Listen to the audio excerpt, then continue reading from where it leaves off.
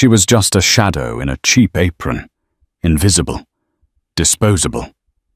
That's what Dominic Rourke, the most feared man in Chicago's underworld, thought when he tipped his whiskey onto the floor just to watch her clean it up. He laughed. His men laughed. But they didn't see the scars hidden beneath her uniform. They didn't see the calluses on her knuckles. And they certainly didn't know that the trembling waitress named Clara was actually the Wraith, an underground pit fighter who had vanished 3 years ago after killing a man with her bare hands. Dominic just made the biggest mistake of his life, and he's about to fall in love with the woman who might end it. The Velvet Room on West Randolph Street wasn't a restaurant. It was a courtroom where the jury drank scotch and the judge wore a tailored Brioni suit. Clara Reed adjusted her apron, keeping her head down. The rule of survival in the service industry was simple. Be efficient, be polite, but above all, be forgettable. For Clara, being forgettable wasn't just about keeping her job. It was about keeping her life. "More ice," a voice grunted from the corner booth. Clara moved instantly. She didn't look at the faces. Eye contact was an invitation for conversation, and conversation led to questions. She hated questions. She scooped the ice into the crystal bucket, her hands steady. They were hands that had scrubbed floors for 3 years, but before that, they had wrapped around throats. She approached the VIP booth. It was occupied by the Rourke family, specifically Dominic Rourke and his inner circle. Dominic was the kind of man who sucked the oxygen out of a room. He was 32, with dark hair swept back and eyes that looked like shattered slate. He didn't look like a thug. He looked like a CEO of a Fortune 500 company, which in a twisted way he was. His business just happened to be high-stakes gambling and logistics for things that fell off trucks. "You're shaking, sweetheart," one of the men, a heavy-set enforcer named Luca, sneered. Clara wasn't shaking. She was vibrating with suppressed adrenaline. Being this close to men like them triggered a muscle memory she had fought hard to bury. "Leave the girl alone, Luca," Dominic said, though his voice lacked any real kindness. It was bored, dismissive. He swirled his drink, the amber liquid catching the dim light. "She's just trying to make rent." Clara placed the ice bucket on the table. As she withdrew, Luca, feeling bold and perhaps a bit drunk on the top shelf, Whiskey reached out and grabbed her wrist. "Hey, I'm talking to you. What's your name?" Clara froze. The grip was sloppy weak. In a past life, she would have shattered his radius bone, driven her elbow into his solar plexus, and been out the back door before he hit the floor. Instead, she pulled back, making her eyes wide and fearful. "Clara, sir, please." "Clara," Luca mocked, tightening his grip. "Pretty name for a mouse." Dominic looked up then. For the first time, he actually saw her. He saw the fraying collar of her uniform, the messy bun, the lack of makeup. She was plain, painfully so. "Let her go," Dominic ordered, but he leaned forward, a cruel smirk playing on his lips. "She's not worth the effort, Luca. Look at her. She's terrified. She's probably never seen a real man in her life, let alone one holding a gun." The table erupted in laughter. Dominic picked up his glass, finished the whiskey, and then, holding Clara's gaze, he deliberately opened his fingers. The heavy crystal tumbler fell. Crash. Shards of glass exploded across the polished floor. Whiskey splattered onto Clara's worn sneakers. The laughter stopped. The restaurant went silent. "Oops," Dominic said, his voice flat. "Clean that up, Clara, and try not to cut yourself. I don't want cheap blood on my floor." Clara stood there for a heartbeat. The disrespect burned, But it was the specific phrase "cheap blood" that made the dormant beast in her chest open one eye. She didn't cry. She didn't gasp. She simply nodded her face a mask of subservience. "Yes, sir." She knelt. As she picked up the shards, a jagged piece of glass sliced into her thumb. She watched the blood bead up dark red rich. Dominic was watching her. He expected her to flinch. He expected tears. But he saw nothing. Just a rhythmic, efficient cleaning. Interesting, he thought. Most people shake when I break things. She just cleans. He didn't know it yet, but he had just humiliated the only person in the city capable of killing him. The shift ended at 2:00 a.m. The kitchen staff had cleared out, leaving Clara to lock the back door. The Chicago wind cut through her thin denim jacket like a knife. She wrapped her arms around herself, heading toward the L train station on Lake Street. She checked her surroundings. Habit. Left, right, rear view. The streets were empty, save for the flickering street lamp that buzzed like a dying insect. She was 2 blocks away from the Velvet Room when she heard the footsteps. Heavy, uncoordinated, leather soles on concrete. Clara didn't speed up. Running triggered a predator's chase instinct. She kept her pace steady, her breathing controlled. "Hey, Mouse." Clara closed her eyes for a second, exhaling a puff of steam. Luca. She turned around, slowly. It was Luca and another man from the table, a younger guy named Silas.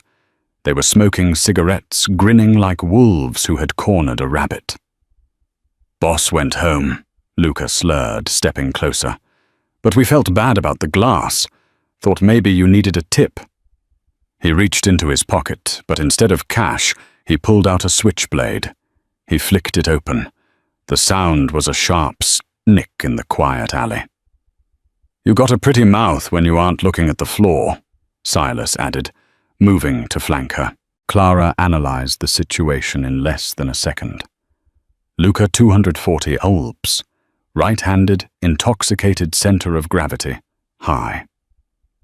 Silas 170 tools, nervous hands in pockets, likely reaching for a weapon or just posturing. Environment, brick wall to her left, dumpster to her right. 1 exit. "Please," Clara said, her voice dropping an octave. It wasn't the voice of the waitress anymore. It was lower, steadier. "Go home, Luca. You're drunk." Luca blinked, confused by the tone. "What did you say to me?" "I said go home." Luca lunged. It was a sloppy thrust aimed at her ribs, meant to scare rather than kill. Clara didn't think. The mouse vanished. She sidestepped with a fluidity that defied physics. Her left hand shot out, catching Luca's wrist. She didn't just block it. She twisted it against the joint. There was a sickening pop. Luca screamed, dropping the knife. Before the scream could fully leave his throat, Clara spun, driving her heel into his kneecap. The structural damage was instant. Luca collapsed like a folding chair. Silas stared, his mouth open. The shy waitress was gone. Standing in her place was a woman with cold, dead eyes and a stance that was perfectly balanced. "You—" Silas stammered, fumbling for his gun. Clara was on him before he cleared the holster.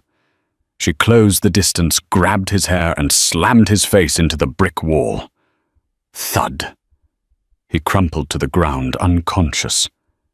Silence returned to the alley. Clara stood over them, her chest barely rising. She looked at her hands. They weren't shaking anymore. "Damn it," she whispered. She had broken cover. She quickly wiped the handle of Luca's knife with her sleeve, tossed it into the dumpster, and checked their pockets. She took their phones' standard protocol to prevent immediate calls and smashed them on the pavement. She was about to run when she felt it. A gaze. She looked up toward the fire escape of the building opposite the alley. Standing there, shrouded in the shadows of the iron railing, was a figure. The ember of a cigar glowed bright orange, then faded. Dominic Rourke. He had been watching. He had seen everything. Clara's heart hammered against her ribs, harder than it had during the fight. If Dominic knew what she could do, he would look into her past. And if he looked into her past, he would find the bodies. She pulled her hood up and sprinted into the night, vanishing into the darkness. Up on the fire escape, Dominic took a slow drag of his cigar. He looked down at his two best enforcers, groaning in a heap of broken bones, defeated by the mouse in under 10 seconds. A slow, terrifying smile spread across his face. "Well," Dominic whispered to the smoke, "it seems the waitress has a secret." The next day, Clara debated running. She had a go bag hidden under the floorboards of her studio apartment in the Pilsen neighborhood. Cash, 2 fake passports, a burner phone. But running meant starting over, again. And she was tired. So tired. Maybe he didn't see she lied to herself. Maybe it was too dark. She went to work. The Velvet Room was buzzing with the lunch rush. Clara tried to make herself invisible again, but the air felt heavy. Every time the door opened, her muscles tensed. At 1:00 p.m., the music stopped. The manager, a nervous man named Mr. Henderson, walked into the kitchen. He looked pale. "Clara," he squeaked. You're requested at table 1. Table 1. The boss's table. Clara wiped her hands on her apron. She took a deep breath, visualizing a calm ocean, and walked out. Dominic was there, alone this time. No Luca, no Silas, just him, a plate of untouched risotto and a file folder. He didn't look up as she approached. "Sit." "I'm on the clock, sir. I can't. I bought the restaurant an hour ago." Dominic interrupted, finally looking at her. His eyes were predatory, amused. "So technically you work for me now. Sit." Clara sat. She kept her back straight, her hands in her lap. Dominic slid the file folder across the table. "Luca is in surgery. Reconstructive work on his knee. Silas has a concussion. They told me they were jumped by a rival gang. 4 guys with bats." Dominic leaned back, studying her face. "But I know they weren't jumped by a gang. They were jumped by a girl wearing size 6 sneakers." Clara remained silent. Deny until death. That was the rule. "I don't know what you're talking about," she said softly. Dominic laughed. It was a dark, rich sound. "I watched you, Clara, or whatever your name is. I saw the wrist lock, Krav Maga, or maybe Sistema. It was too messy for judo, too efficient for a bar brawl." He opened the folder. It was empty. "This is your file," he said. "Clara Reed, Social Security number issued 3 years ago. No credit history before 2022. No high school yearbook photos. No family. You popped into existence out of thin air." He closed the folder with a snap. "Who sent you?" His voice dropped, losing the amusement. It became the voice of the Mafia Don. "Are you working for the Russians, the Triad?" "I'm just a waitress," Clara insisted, though she knew the game was up. "A waitress who breaks 240-pound men like twigs." Dominic stood up, walking slowly around the table until he was standing behind her chair. He leaned down, his lips inches from her ear. She could smell his cologne, sandalwood, and gunpowder. "I have enemies, Clara, a lot of them. If you are an assassin sent to kill me, you should have done it last night in the alley." "I'm not an assassin," Clara said, her voice hard. She turned her head, meeting his gaze. "I just want to be left alone." "Too bad," Dominic whispered, "because you just became the most interesting thing in my city." He straightened up and adjusted his cuffs. "You're done waitressing. As of this moment, you are promoted." Clara blinked. "Promoted to what?" "My personal security detail," Dominic said, a wicked grin returning. "I have a meeting tonight with the cartel. It's going to be dangerous, and since you broke my best bodyguard, you're going to replace him." "I refuse," Clara said, standing up. "Refuse, and I send your photo, your real photo, to every contact I have at the FBI, Interpol, and the Underground, whoever you're running from. I'll make sure they find you by morning." Clara felt the blood drain from her face. He had her. He didn't know who she was, but he knew she was hiding, and he held the spotlight. "What time is the meeting?" she asked, her voice like ice. Dominic checked his watch. "Be out front in an hour." "And Clara?" He looked her up and down, his eyes lingering on her figure, seeing the strength she tried to hide. "Wear something that allows for movement. I have a feeling you're going to need to break a few more bones tonight." The car was a matte black SUV armored to withstand high-caliber rounds. Clara sat in the back opposite Dominic. She had changed into black cargo pants, combat boots, and a fitted black turtleneck. She looked less like a waitress and more like what she was, a weapon. Dominic watched her from over the rim of his tablet. "You look comfortable." "I look like a target," Clara muttered, scanning the passing city blocks. They were heading south toward the shipyards. "Where are we going?" "Meeting a man named Vernon Krov," Dominic said. "He moves product through the Great Lakes. We have a dispute regarding territory." "And you expect trouble?" "With Vernon, always." Dominic set the tablet down. "You still haven't told me your real name." "Clara is fine." "Liar." "Murderer," she shot back. Dominic chuckled. "Touché. But I kill for business. You kill for survival. I can see it in your eyes. You're a cornered animal, Clara. I'm just curious, who put you in the corner?" The car slowed to a halt in front of a rusted warehouse. Rain had started to fall, slicking the pavement. "Stay close," Dominic commanded, opening the door, "and don't speak unless I tell you to." They walked into the warehouse. It was dimly lit, smelling of diesel and fish. In the center, under a single hanging bulb, stood Vernon Krov. He was a giant of a man, flanked by 6 armed guards. Dominic walked in, with his hands in his pockets, projecting an air of casual arrogance.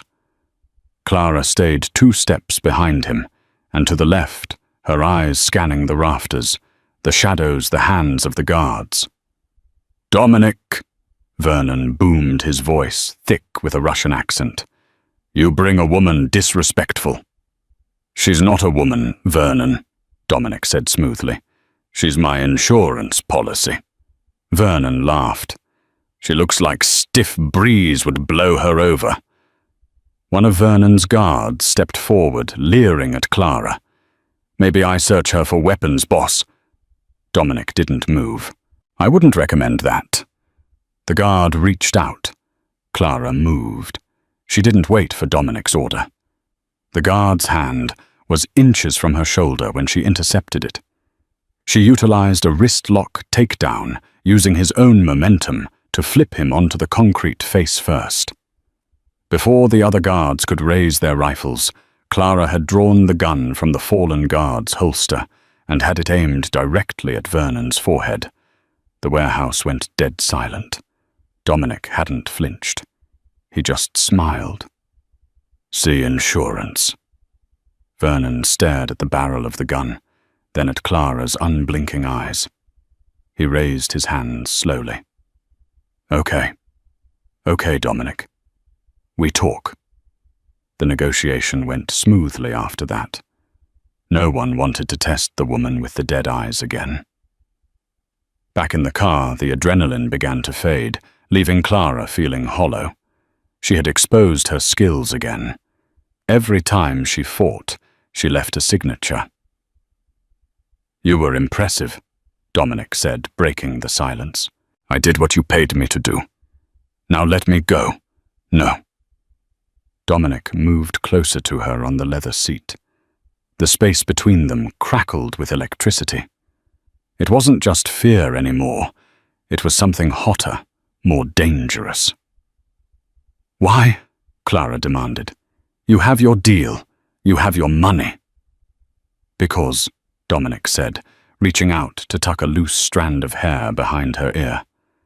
His fingers grazed her jawline, and Clara's breath hitched. "I think I'm starting to like having you around, and I protect what's mine." "I'm not yours," Clara whispered. Dominic leaned in his lips, brushing hers, a ghost of a kiss that promised ruin. "Not yet. But you will be." Suddenly the car swerved violently. Boom! An explosion rocked the street ahead of them. The SUV slammed into a concrete barrier.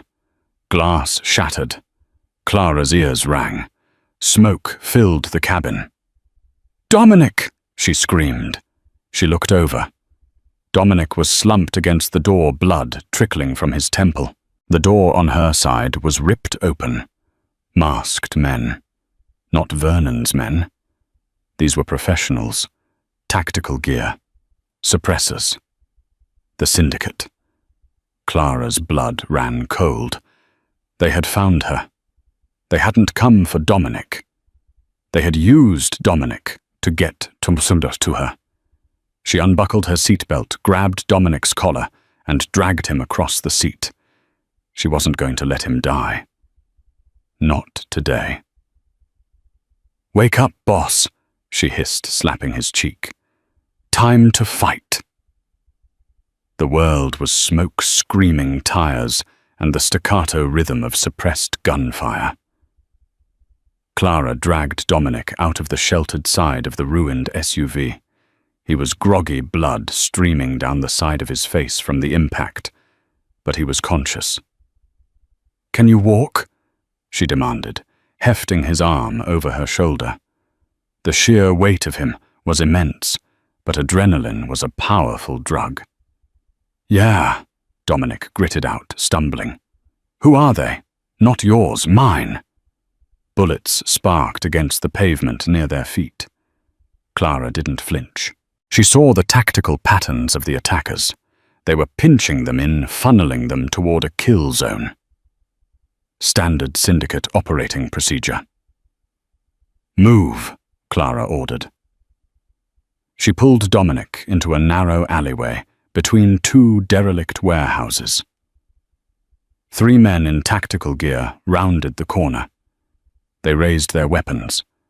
Clara shoved Dominic behind a dumpster and drew the pistol she had taken from Vernon's guard earlier. She didn't hesitate. 3 shots, 3 bodies hit the wet pavement. Headshots, clean, efficient, terrifying. Dominic, leaning against the brick wall, watched her through haze of pain. He had thought her impressive before. Now she looked like a goddess of war. The way she moved wasn't just trained, it was instinctual. She was a finely tuned instrument of death, and right now she was playing his song. "We need a car," Clara said, holstering the weapon and checking the fallen men for Sibyl magazines. "Yours is toast. My phone is gone." "My jacket pocket," Dominic groaned.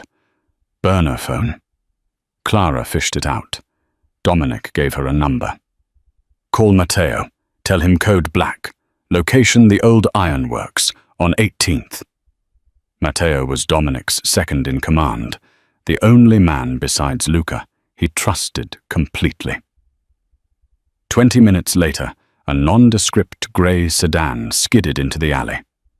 Matteo, a sharp-faced man in his late 20s, who usually handled logistics, looked pale as he helped get Dominic into the back seat. "Boss, what the hell happened, Vernon?"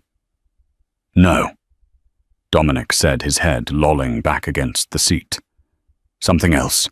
Just drive to the safe house on the North Shore. The bunker." The drive was swollen and tense. Clara sat in the back with Dominic, applying pressure to his head wound with a torn piece of her shirt. His blood stained her hands, her clothes. They arrived at a sprawling modernist mansion, hidden by tall pines near Lake Michigan.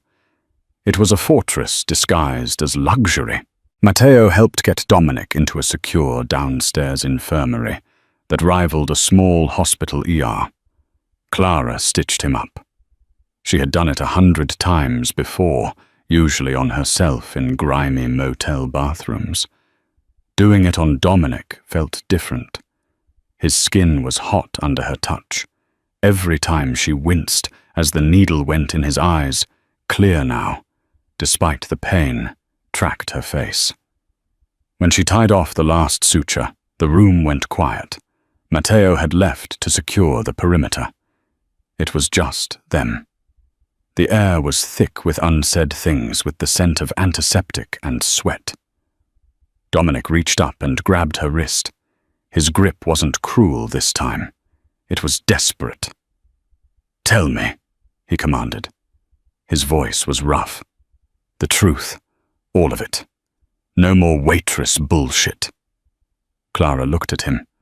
The facade was gone. There was no point in hiding. "My name is Anya Petrova." She said the name tasting like ash in her mouth. She hadn't spoken it in 3 years. "I was raised in a facility in Belarus. They took orphans and turned them into assets. Spies. Thieves. Assassins." Dominic's thumb traced the pulse point on her wrist. It was hammering. "I was their best student. They called me the Wraith because I could get in anywhere, kill anyone, and leave no trace. I worked for them for 10 years. Governments, cartels, corporations. If you had enough money, the syndicate would send me." "Why did you leave?" Dominic asked softly. Clara looked away.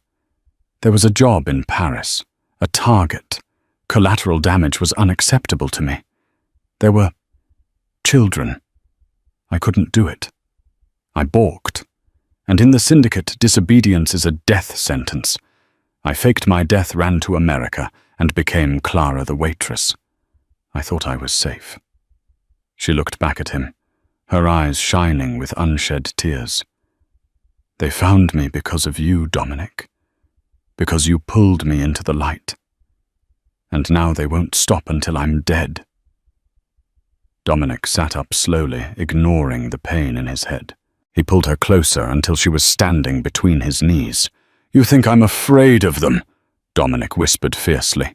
"Look at me, Anya." She looked. "You're not a weapon anymore," he vowed. "Not theirs. You saved my life tonight. That makes you mine, and I am going to burn the world down to keep you." He kissed her. It wasn't gentle. It tasted of blood and desperation, and a promise of violence. Clara melted into it. For 3 years, she had been cold numb. Dominic was fire. He was dangerous, arrogant, and cruel, but in his arms, for the first time since she was a child, she felt safe. But the safety was an illusion. Upstairs, Matteo closed his burner phone. He looked at the security monitors, showing the perimeter of the estate. He typed a text message. "The package is secure at the North Shore location. The woman is with him. Send the cleaning crew." The attack came at dawn. Clara and Dominic had fallen asleep on the infirmary cot, fully clothed, her head on his chest. The sound of the proximity alarm shattered the silence. "They're here," Clara said, instantly awake. She was already moving toward the weapons locker Dominic had shown her. She tossed him a Sig Sauer P226 and grabbed a carbine for herself. "How?" Dominic snarled, checking the magazine. "Nobody knew about this place except you, me, and—" He stopped. The realization hit him harder than the car crash. "Matteo," he whispered. "The driver?" Clara asked. "My right hand. The man I trusted with my life." Dominic's face hardened into a mask of pure, icy rage. The betrayal stung more than the physical wounds. In his world, loyalty was the only currency that mattered. Matteo had just bankrupted him. "We need to get to the garage," Dominic said. "There's an underground tunnel that leads to the boathouse on the lake." They moved through the mansion, which was rapidly filling with smoke and syndicate operatives. The firefight was intense. They were outnumbered 10-1. Clara took point, moving through the hallways like liquid shadow. She cleared rooms with ruthless efficiency, double-tapping targets before they even saw her. Dominic, despite his injuries, fought with the savage brutality of a cornered lion. They made it to the library. The entrance to the secret garage was behind a bookshelf. As Dominic reached for the hidden lever, the library doors blew open. A flashbang grenade skittered across the floor. Bang! White light blinded them. A high-pitched ringing filled their ears. When Clara's vision cleared, she was onto the floor, coughing. Dominic was on his knees, 2 guns pointed at his head. Standing over him was Matteo, looking smug. Beside Matteo stood a tall, whip-thin man with pale hair and dead eyes. Clara recognized him instantly. Kyle, her former handler at the syndicate, the man who had tortured her into compliance when she was a child. "Anya," Kyle said, his voice smooth and cold like oiled steel. "You look terrible. Domestic life doesn't suit you." Clara started to rise, lifting her carbine. Matteo said, pressing his gun harder into Dominic's skull. "Drop it, Clara, or whatever your name is. Drop it, or the boss loses his brains right here on this nice Persian rug." Dominic looked at Clara. His eyes were pleading not for his life, but for her to run. "Don't do it," his eyes said. "Get out." But Clara couldn't. The waitress who hid under tables was dead. The woman who loved Dominic Rourke was standing there. Slowly, deliberately, Clara set the carbine on the floor and kicked it away. She raised her hands. "Smart girl." Kyle smiled. "Take him." 2 operatives grabbed Dominic, hauling him to his feet. He struggled, spitting blood at Matteo. "You're dead, Matteo. You hear me? I'll peel the skin off your face." Matteo just laughed nervously. "Business is business, Dom. The syndicate pays better." Kyle looked at Clara. "You, my dear, are coming home. We have much to discuss regarding your sabbatical." "Let him go," Clara said, her voice calm, devoid of emotion. "You want me. He's just a local gangster. He's nothing to you." "He's leverage," Kyle said, "to make sure you behave on the flight back to Belarus. If you try anything at all, I will have them send you his fingers one by one." They dragged Dominic out the front door toward a waiting helicopter on the lawn. Clara was zip-tied and shoved into the back of an SUV. As the convoy pulled away, Clara looked out the window at the burning mansion. She felt a cold emptiness settle in her chest where her heart used to be. They had taken the only thing that mattered to her. They thought they had broken her. They thought they had the Wraith captured. They were wrong. They had just unleashed her. The world was reduced to the rhythmic drip of condensation and the smell of ammonia. Clara sat in the darkness of the holding cell. Her knees pulled to her chest, her back pressed against the cold cinder block wall. Her wrists were raw. the plastic zip ties biting deep into her skin, cutting off circulation until her hands were numb, ghostly white claws. But Clara wasn't there.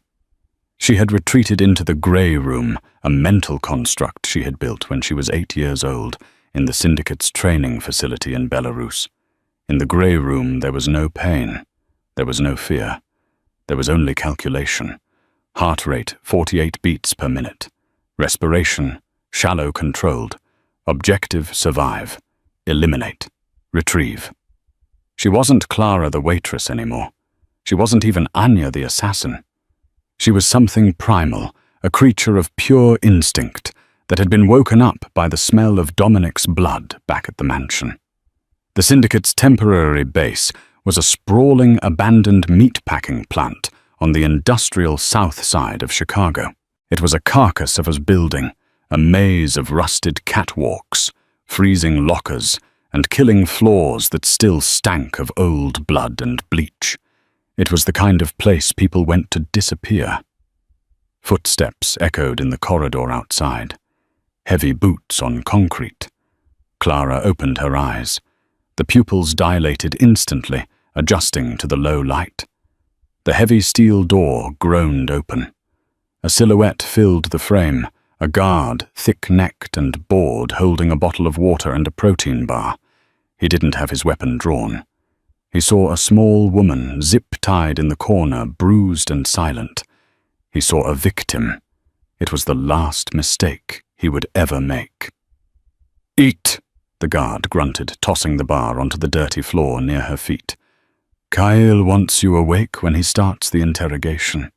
He stepped inside, closing the door behind him, but not locking it immediately. He leaned down, a smirk playing on his lips. "You don't look so tough now, Wraith.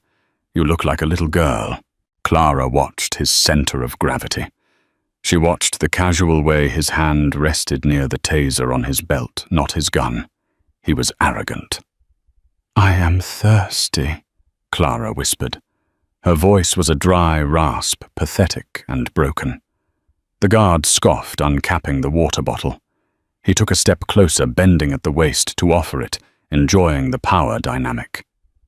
Clara moved. It wasn't a movement the human eye could easily track. One moment she was huddled in a ball, the next her legs had uncoiled like industrial springs. She launched herself upward, not away from him but directly into his personal space. She drove her forehead into the bridge of his nose with a sickening crunch. The guard's head snapped back, his hands flailing instinctively to his face, dropping the water. Before he could scream, Clara swept his legs. He hit the concrete hard, the air leaving his lungs in a wheezing gasp. Clara didn't hesitate. Bound hands or not, she was a weapon. She dropped her knees onto his chest, pinning him, and looped her zip-tied arms over his head. She pressed the plastic binding against his windpipe and pulled back with every ounce of hysterical strength she possessed. He thrashed. He clawed at her arms, his fingernails digging into her skin. But Clara felt nothing. She stared into his widening eyes, her face a mask of stone, until the light in them flickered and went out. His struggles ceased. Clara exhaled slowly. Heart rate 110. Stabilizing. She scrambled off the body, her movements sharp and jerky. She rifled through his pockets with numb fingers until she found a combat knife. She sawed through the zip ties, hissing as blood returned to her hands in a painful rush. She stood up and rolled her shoulders. She stripped the guard of his gear. She took his belt, holstering his Glock 19 and checking the magazine full. She took the knife. She took his comms earpiece and shoved it into her ear. Static crackled, followed by a voice she knew too well. "Mateo is getting impatient. He says the Rourke guy is bleeding out too fast. He wants to know if he can cauterize the wound." It was Kyle, her handler, the architect of her nightmares. "Stabilize him." Kyle's voice came through the earpiece, smooth as oiled steel. I want him conscious for the finale. Bring him to the kill floor. Section 4B, the freezer. Clara's blood ran cold, then hot. Section 4B. She slipped out of the cell, moving into the corridor. She didn't run. Running made noise. She flowed. She stuck to the shadows, moving heel to toe to silence her boots. The plant was a labyrinth of rusted machinery and hanging chains. Clara climbed a maintenance ladder, ascending to the catwalks high above the main floor. From here, she was a spider in the web. She looked down and saw patrols moving in grid patterns. They were professionals, syndicate shock troops, but they were looking for a prisoner on the run. They were looking for someone fleeing the building. They weren't looking for someone hunting them. Clara moved across the catwalks, bypassing 2 guards who were smoking near a ventilation fan. She could have killed them, but death was a currency she had to spend wisely tonight. Every gunshot was an alarm bell. She reached the heavy industrial doors marked 4B. Frost clung to the hinges. The air radiating from the room was arctic. She found a ventilation grate overlooking the room. She peered through the slats. The room was massive, a cathedral of cold. Meat hooks hung from ceiling tracks like iron stalactites. In the center of the room, illuminated by harsh halogen work lights, was a steel chair bolted to the floor. Dominic was there. Clara's breath hitched. He looked ruined. His tailored suit was shredded. His white shirt stained a deep, heavy crimson. His head hung low, chin resting on his chest. His face was swollen, one eye completely shut, blood dripping steadily from a gash on his temple to pool on the concrete. Matteo Dominic's former right hand was pacing nervously around the chair. He held a blowtorch in one hand and a rag in the other. He looked pale, sweating despite the freezing temperature. "He's not talking, Kyle," Matteo stammered, looking toward the shadows in the corner. I think he's unconscious again." Kyle stepped into the light. He hadn't aged a day in 3 years. He was tall, whip-thin, wearing a pristine charcoal suit that looked out of place in the slaughterhouse. He moved with a predatory grace, cleaning his fingernails with a small, curved scalpel. "He isn't unconscious, Matteo," Kyle said softly. "He's stubborn. There is a difference." Kyle walked over to Dominic and grabbed a handful of his dark hair, yanking his head back. Dominic groaned a low, guttural sound of agony. "Dominic," Kyle purred. "Let's be reasonable. The Wraith. Anya, where are her contingency funds? Where are the files she stole from us when she defected? You're her lover. Pillow talk is inevitable." Dominic cracked his good eye open. He spat a mouthful of blood onto Kyle's polished shoes. "She's going to kill you," Dominic rasped. His voice was broken glass, but the defiance was intact. "She's going to peel you apart." Kyle sighed, looking down at his shoes with disappointment. "Predictable." He nodded to Matteo. "Wake him up properly. Use the torch." Matteo hesitated. "Kyle, if we kill him." "Do it." Kyle snapped his veneer of calm, cracking for a split second.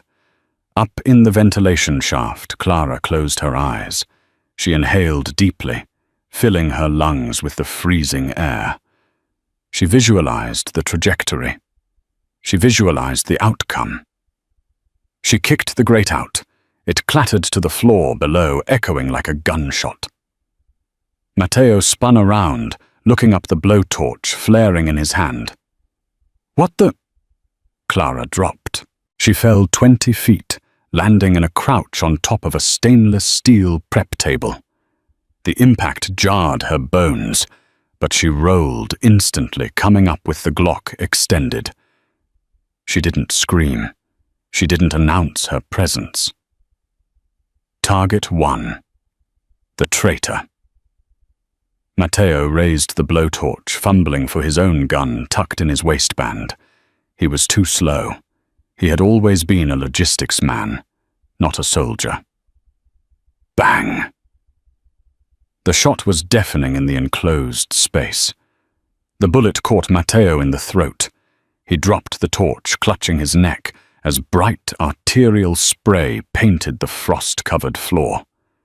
He collapsed gurgling, staring at Clara with wide, confused eyes. As he died, Clara didn't watch him fall. She was already pivoting. Target 2, the monster. Kyle was faster, much faster. As soon as the grate fell, he had moved, putting Dominic and the steel chair between himself and Clara. He used Dominic as a human shield, peering over his shoulder, his own weapon, a silenced USP, drawn and leveled. "Anya!" Kyle shouted, his voice echoing off the metal walls. "Welcome home. I was wondering when you'd drop in." Clara kept her gun trained on Kyle's exposed forehead, but she couldn't fire. The risk of hitting Dominic was too high.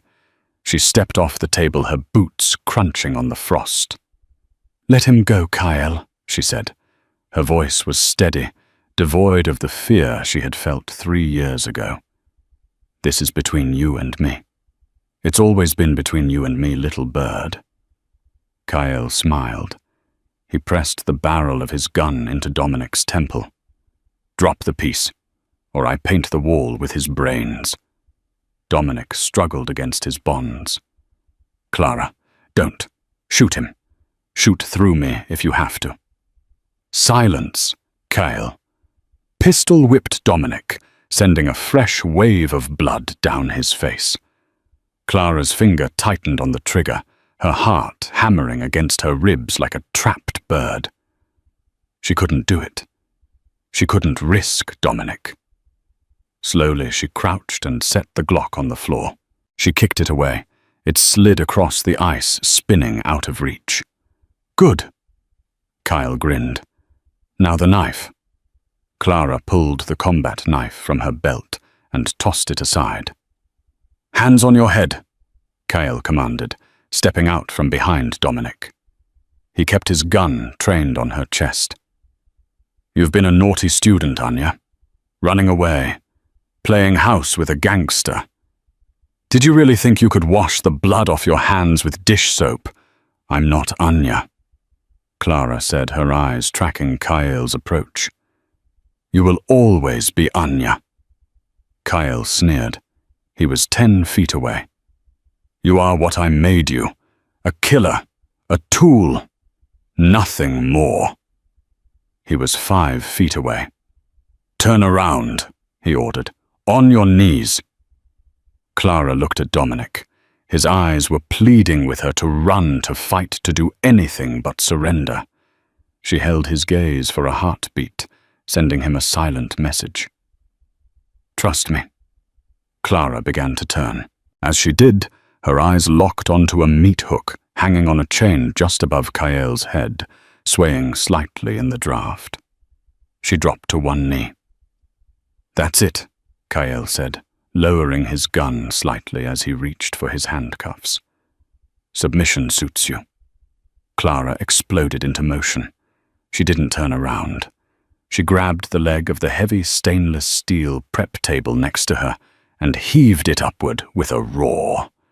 The table flipped, acting as a momentary shield. Kyle fired twice. Thwip, thwip. The bullets sparked off the metal table. Clara used the distraction to lunge. She didn't go for Kyle. She went for the chain. She grabbed the iron link and swung her entire body weight into it. The heavy meat hook swung like a pendulum, a rusted iron claw cutting through the air. Kyle saw it too late.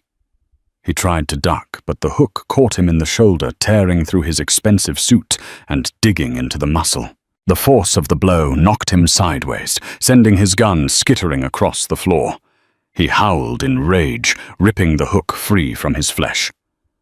Blood soaked his shoulder instantly. "You bitch!" Kyle screamed, drawing a long, serrated dagger from a sheath at the small of his back. Clara stood her ground. She was unarmed. She was smaller.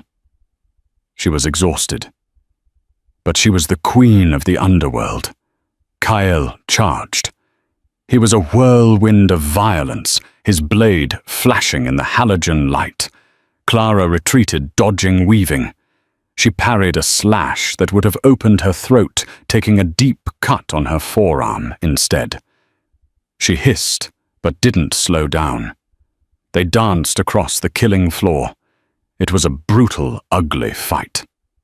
Kyle was technically superior, his movements polished by decades of training. But Clara was fighting with something he didn't understand. Kyle feinted left and kicked her hard in the ribs. Clara heard something crack. She stumbled back, gasping for air, slipping on the frost. Kyle was on her instantly. He tackled her, slamming her back into the concrete. He pinned her arms with his knees, raising the dagger high for the killing stroke. "I made you!" Kyle screamed. His face twisted into a mask of pure hate. "And I will break you!" The blade came down. Clara didn't try to block it. She bucked her hips, throwing Kyle's balance off by a fraction of an inch. The knife plunged into the concrete right next to her ear, sparks flying. Before he could pull it out, Clara drove her thumbs into his eyes. It was a dirty, desperate move, one forbidden in the sparring rings of the syndicate. But there were no rules here. Kyle shrieked, reeling back, his hands flying to his face. Clara scrambled out from under him. She didn't run. She grabbed the fallen blowtorch that Matteo had dropped. She ignited it. The blue flame hissed to life. Kyle was swinging blindly, his eyes streaming tears and blood. "Where are you? I'll kill you." "I'm right here," Clara said coldly. She swung the heavy canister of the blowtorch like a club. It connected with Kyle's jaw with a bone-shattering crack. Kyle spun around, dazed, falling to his knees. He looked up, his vision blurry, trying to focus on the woman standing over him. Clara stood silhouetted against the harsh lights. She looked like an avenging angel, battered and bloody, holding the blue flame like a sword. "You didn't make me," Clara whispered, her voice trembling with the weight of her truth. "You just stole my life, and I'm taking it back." Kyle tried to reach for his dropped knife. "Anya, please." "My name," she said, raising the torch, "is Clara." She swung the torch down. Not the canister this time. The flame. She drove the nozzle into his chest, into the open wound where the meat hook had torn him. The heat was instantaneous. The scream that tore from Kyle's throat was inhuman, a sound that would haunt the nightmares of anyone who heard it. But it didn't last long. Clara didn't stop. She channeled every year of torture, every night of fear, every drop of blood she had spilled for them, and she burned it all away. When Kyle finally stopped moving, Clara let the torch drop. It clattered on the floor, the flame sputtering out. Silence returned to the freezer. Heavy, suffocating silence. Clara stood there, her chest heaving, her hands shaking uncontrollably. She stared at the body of the man who had owned her for 10 years. He looked small now, just a pile of meat in a cold room. "Clara." The voice was weak, barely a whisper. Clara snapped out of her trance. She spun around. "Dominic." She rushed to the chair, her hands fumbling for the knife Kyle had dropped. She sawed through the ropes binding Dominic's wrists and ankles. As the last rope fell away, Dominic slumped forward. Clara caught him, her small frame straining under his dead weight. They collapsed together onto the freezing floor. "I got you," Clara sobbed, the tears finally coming. She pressed her face into his blood-soaked shirt. "I got you, Dom. I'm sorry. I'm so sorry." Dominic groaned, shifting so he could look at her. His hand, trembling and battered, came up to cup her cheek. He smeared blood on her skin, but neither of them cared. You came back," he whispered, coughing wetly. "You could have run." "I don't run anymore," Clara said fiercely. She ripped a strip of fabric from her shirt and pressed it against the gash on his temple. "You burned him," Dominic said, a ghost of a smile touching his swollen lips. "Remind me, never to piss you off." Clara let out a wet, choked laugh. "Come on, we have to go. More might be coming." "I can't walk," Dominic admitted, grimacing as he tried to shift his legs. "Kyle, he did a number on my knee." "Then I'll carry you," Clara said, and she meant it. She pulled his arm over her shoulder. "On 3.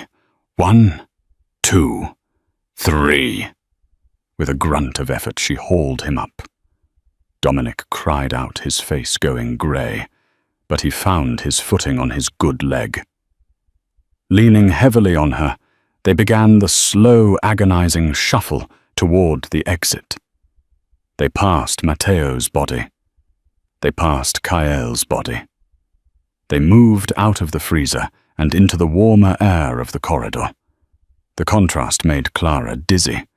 Her adrenaline was fading, leaving behind a crushing exhaustion and the sharp sting of her own wounds. "Where are we going?" Dominic asked, his voice slurring slightly. "My old apartment," Clara gritted out, navigating them toward the loading dock. "The floorboards. I have cash. Passports. A medical kit." "No passports," Dominic muttered. "Not leaving Chicago." Clara stopped for a second, looking at him. "Dominic, they know who we are. The syndicate won't stop." Dominic stopped her, forcing her to look at him. He leaned against a rusted pillar, swaying, but his eyes burned with that familiar, arrogant fire. "We cut off the head," Dominic said.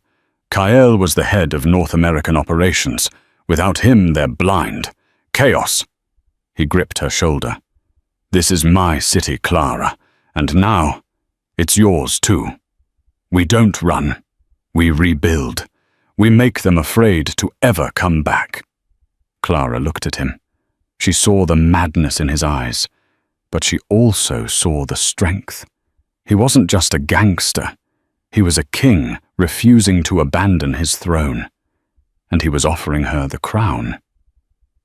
She thought about the years of hiding, the cheap aprons, the fear of eye contact, the loneliness.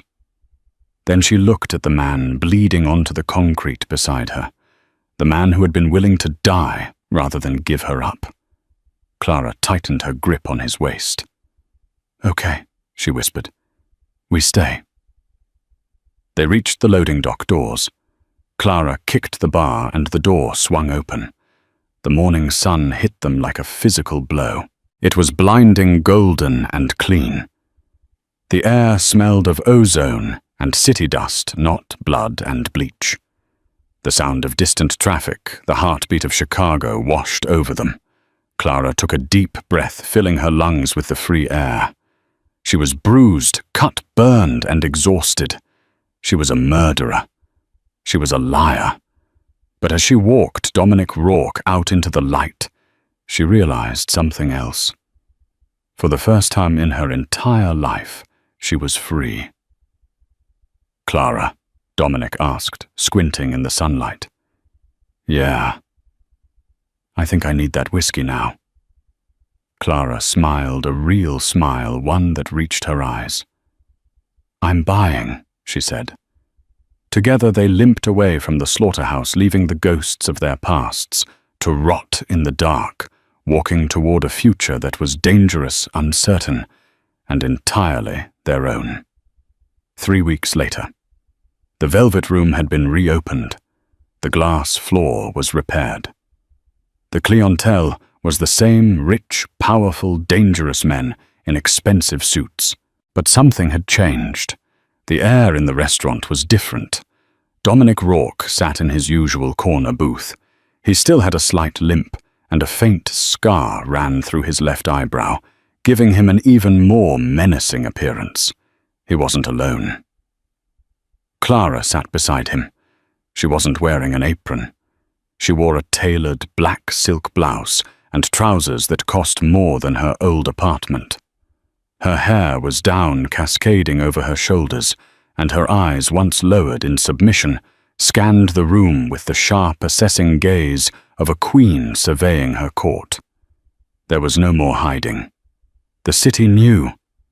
The whispers had spread like wildfire. Dominic Rourke hadn't just survived a war with the international syndicate. He had won it thanks to the woman at his side. The Wraith. A nervous waiter approached the table, a new hire, young and terrified. "Mr. Rourke, Miss Reed, can I get you anything?" Dominic didn't answer immediately. He reached out and took Clara's hand, interlacing their fingers on the tabletop. The diamond ring on her finger caught the light, sparkling dangerously. He looked at Clara, a small, possessive smile on his lips. "What do you want, my love?" Clara looked at the waiter, then gave Dominic a slow, knowing smile that promised trouble later that night. "Whiskey," Clara said, her voice clear and commanding. "Neat. And bring the bottle. We're celebrating." "Celebrating what, ma'am?" the waiter asked nervously. Dominic squeezed her hand tight. "Survival," he said, "and the beginning of a very interesting partnership." The waiter scurried away. Dominic and Clara looked at each other. They were both monsters in their own way, forged in violence and trauma. But they had found the one person in the world whose darkness matched their own. And in that darkness, they had found a strange, unbreakable kind of light. They owned the city now. And God help anyone who tried to take it from them. Thanks for listening to this story. If you enjoyed this mafia romance saga hit, that like button hard, and don't forget to subscribe and ring the bell so you never miss a new story. What did you think of Clara's transformation? Let me know in the comments below. See you next time.